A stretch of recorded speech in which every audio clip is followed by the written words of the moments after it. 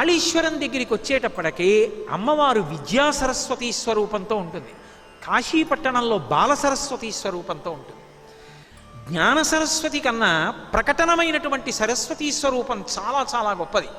అందుకే గౌతమేశ్వర స్వామి దేవాలయం మందని వెడితే గౌతమేశ్వర స్వామి దేవాలయంలో నిలబడి వీణ వాయిస్తూ కుడి చేతిలో పైన జపమాల పట్టుకుని ఉన్నటువంటి సరస్వతి దేవాలయం ఉంది గౌతమేశ్వరుడి దగ్గర. అంటే ఈ క్షేత్రాలు ఎంత సరస్వతి స్వాధీనంతో ఎంతమంది మహానుభావుల పుట్టుకొక కారణమైన క్షేత్రాలో మనకు అర్థమవుతుంది. అటువంటి కాళేశ్వరంలో సరస్వతి అంతర్వాహిని. అటువంటి చోట పుష్కరాలు వచ్చినప్పుడు కాళేశ్వరంలో స్నానం చేసి స్వామిని సేవించగలగడం అంటే వాడు ఎంత పెట్టి ఉండాలి.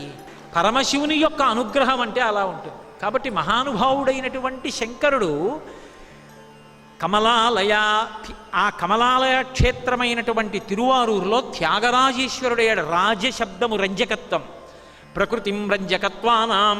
ఈ సమస్త భూతములు సంతోషాన్ని పొందుతాయంటే శివుడి వల్ల సంతోషాన్ని పొందుతాయి. సంతోషమన్న భావన ఆయన ఇస్తాడు.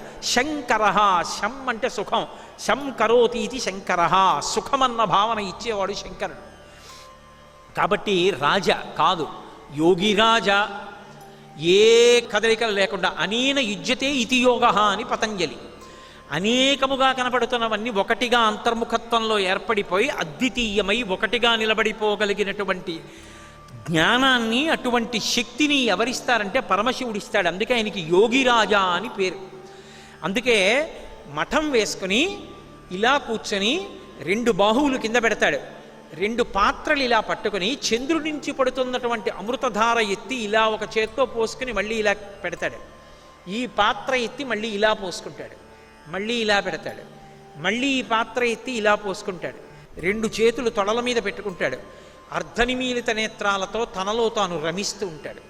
అమృతధారల చేత యోగి తడిసిపోతూ ఉంటాడు.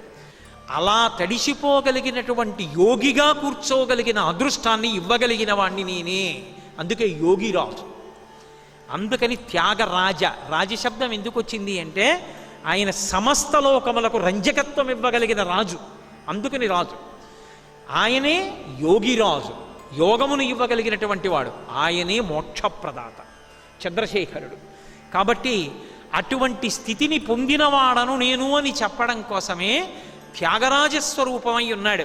మరి త్యాగరాజు అన్న పేరుతో కమలాలయంలో ఎందుకున్నాడు? కమలాలయ, అమ్మవారు ఉందంటే సరస్వతీ లక్ష్మణుల చేత సేవింపబడుతోంది. మరి కమలాలయంలో త్యాగరాజు ఎందుకు అంటే ఆయన ఏ కమలాలయంలో ఉంటాడు అంటే భక్తుల హృదయ కమలాలయములందు ఉంటాడు.